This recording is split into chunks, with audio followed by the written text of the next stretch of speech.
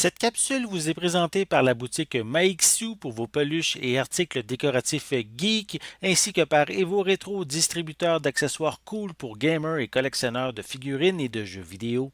Ici Sarah de Ciné Techno et voici ma critique de The Father, film réalisé par Florian Zeller et actuellement à l'affiche au cinéma et disponible sur demande en numérique. Anthony, qui est aux prises avec les premières phases de la sénilité, vit avec sa fille Anne qui lui annonce qu'elle déménage à Paris pour rejoindre un homme qu'elle a rencontré. Il prend mal la nouvelle, se sentant abandonné par elle.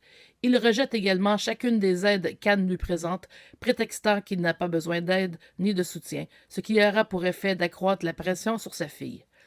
C'est alors que des visions étranges commencent à se produire. Un homme et une femme étranges qui disent être Anne et son mari Paul font leur apparition dans l'appartement. Comment discerner le vrai du faux? Adapté de la pièce de théâtre Le Père de Florian Zeller, qui co-scénarise et réalise la version filmée, The Father est un petit bijou qui met de l'avant l'immense talent de Sir Anthony Hopkins dans le rôle d'Anthony et met aussi en vedette Olivia Colman, mieux connue pour la série Broadchurch, dans le rôle d'Anne.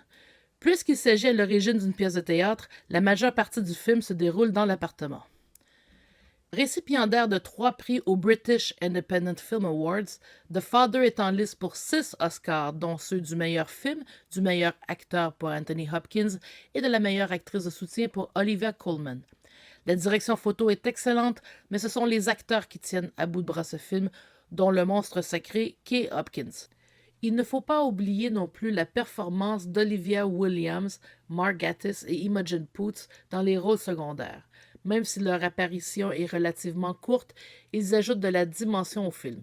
De plus, Imogen Poots insuffle de la vie au film dans le rôle de Laura, une jeune aide qui réussira à traiter avec Anthony là où tant d'autres ont jeté l'éponge. Même si cette adaptation a fait couler beaucoup d'encre depuis sa première internationale à Sundance en janvier 2020, The Father n'est pas la première version cinématographique de la pièce, puisqu'en 2015, il y a eu le film français Floride, qui mettait en vedette Jean Rochefort et Sandrine Kiberlin.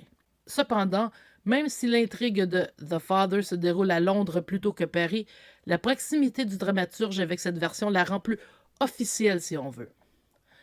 Il y a fortement de quoi réfléchir dans The Father, notamment la lourde tâche de s'occuper d'un parent sénile, mais aussi le rôle ingrat des aides et préposés qui doivent composer avec des patients difficiles. Bien des gens pourront se reconnaître dans le personnage d'Anne. On se plonge dans ce film magnifique et lent qui devrait sortir couronné de la prochaine cérémonie des Oscars qui aura lieu le 25 avril. The Father obtient la note de 9,5 sur 10. Merci d'avoir été à l'écoute.